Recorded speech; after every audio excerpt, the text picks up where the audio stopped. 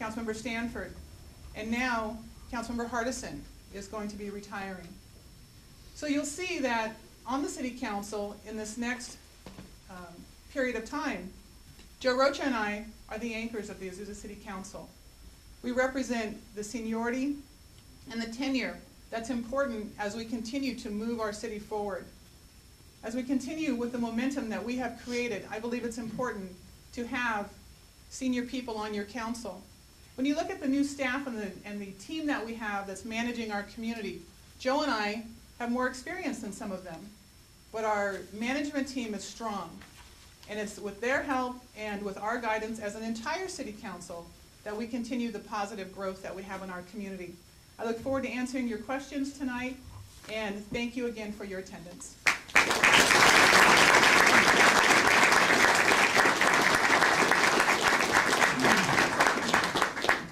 Please forgive me, I forgot to mention that if you have any questions for the candidates, we have put cards and pens back on this table where the basket is. Russ, could you pass them around so we don't have to get up and walk? Maybe we get a couple volunteers to do that. I'm sorry, just an oversight on my part. Our first candidate for City Council is Ms. Andrea Cruz.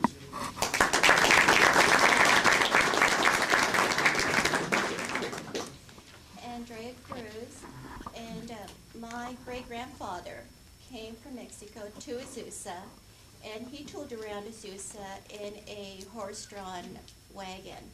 So my roots are very deep in Azusa. And my father served as an Army Air Force pilot in World War II. He fought for freedom. And to be quite honest, Azusa is in a struggle for freedom too.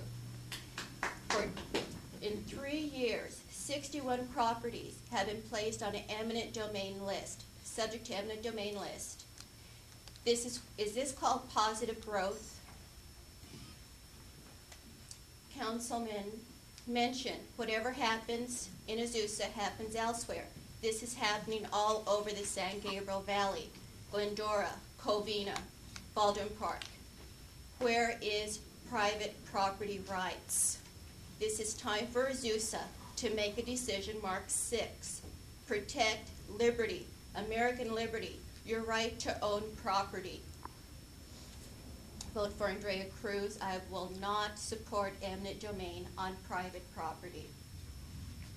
Also, some of this positive development that's been talked about. What are we seeing? High density residential.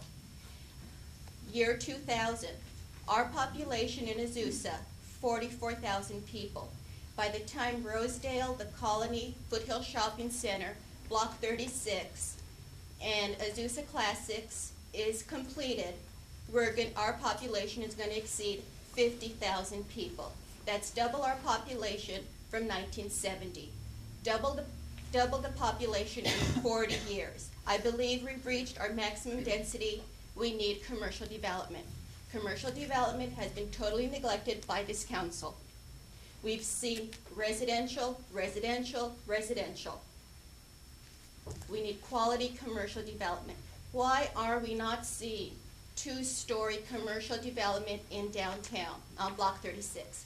We're seeing 3 stories, 2 floors, high-density residential, 1,000 square feet. This could easily turn into rental housing in our downtown. 283 people that's going to bring into Block 36. 160 cars in Block 36. Please vote for positive change. Vote for Andrea Cruz, March 6, 2007. Positive change.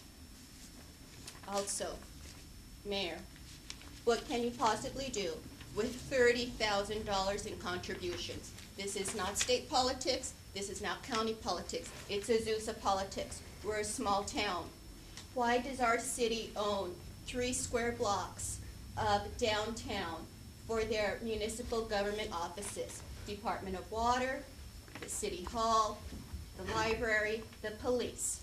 And now they want another they want to add another for the library. Enough's enough. This is not Houston. This is not downtown LA. This is Azusa.